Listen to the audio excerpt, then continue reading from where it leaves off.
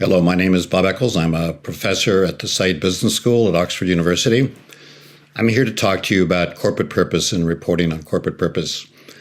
Over the past 2 to 3 years, corporate purpose has entered the narrative of business quite a bit in the United States and Europe. I think it's beginning to happen in China as well.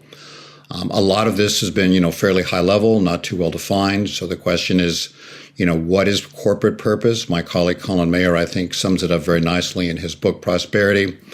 Purpose is about providing profitable solutions to people and planet, and doing so in a way that doesn't make the world a worse place. It actually makes the world a better place. So you need to have purpose, you need to be profitable, but you also need to be sustainable as well. And Unilever would be a great example that everyone knows. Very profitable company, but very sustainable in terms of its ability to deliver value for shareholders over the long term, as well as the contribution that it's making to the planet.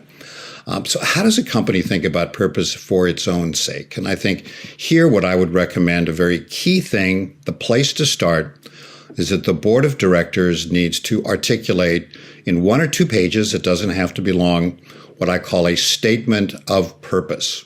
So it's a statement of purpose for that corporation that is quite unique. The unique is important. I'll come back to that. That it addresses who the critical stakeholders are. Clearly, it's shareholders, but it's other stakeholders.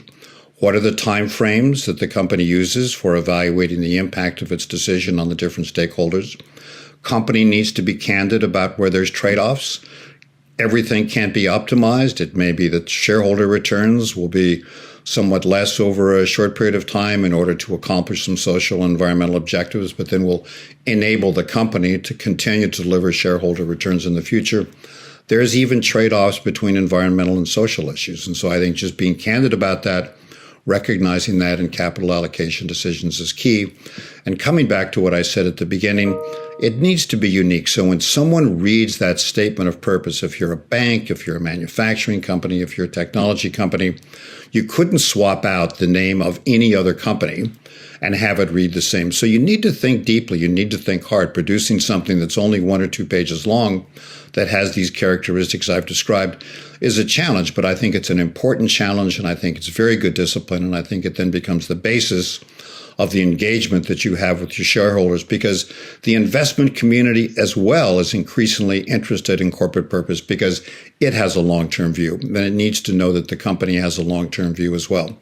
So that's really where to begin. You need to have a statement of purpose. But for this to become more than just nice words, the company needs to report on the degree to which it is fulfilling its purpose and being candid about it. When it's accomplishing it, say so. If some targets aren't being met, be candid about that as well. Explain what is being done to sort of get things back on track. And here there's some very exciting news, because we're all familiar with this kind of alphabet soup of acronyms of SASB and GRI and CDSB and so on and so forth, GRI. A couple weeks ago at COP, the IFRS Foundation formally announced the formation of the International Sustainability Standards Board. Very exciting. It basically will create for sustainability reporting what we have for financial reporting, a set of standards that then regulators can mandate that companies use to report on, just like we have with financial reporting. Equally exciting, not only has the International Sustainability Standards Board been founded, but immediately it is moving to consolidate something called the Value Reporting Foundation, which itself was a merger earlier this year of the Sustainability Accounting Standards Board. I was the founding chairman of the Sustainability Accounting Standards Board and the International Integrated Reporting Council, and I was one of the founders of that. So when those two groups combined, we got 2 things. We got a framework that's being extended and adapted, from the TCFD, and then we have a set of standards for reporting what the material issues are for companies. So the ISSB will be starting out with a lot of intellectual capital, a lot of people that have got knowledge that's going to be useful. So it's not a clean sheet of paper. By the end of this year, there will be out for consultation a proposal on climate disclosures, and then sort of a general disclosure framework. So what I would encourage companies to do is to be paying very close attention to the work of the International Sustainability Standards Board. Now, obviously, whether these standards get mandated will be up to the country in which the company is located, but I think in most cases that'll be the case. And what's exciting here is that once we have a set of standards for sustainability reporting, just like we have for financial reporting, companies will then have the framework, they'll have the mechanisms, they'll have the guidance that they need to communicate to their investors how it is that they're accomplishing their purpose. So first step, discipline, board of directors, put together 1 or 2 page statement of purpose. It has to be unique. It has to be clear about timeframes. It has to be clear about who the important stakeholders are, has to be clear about the trade-offs. Then within that context, what are those issues that are most material for the company to be accomplishing its purpose? And then look for very quickly coming out over the next year or two, guidance that will be getting, standards that will be coming from the International Sustainability Standards Board, just like we have standards for financial reporting from the International Accounting Standards Board that produces the standards for international financial reporting requirements. So it's an exciting time. I wish you all the best of luck.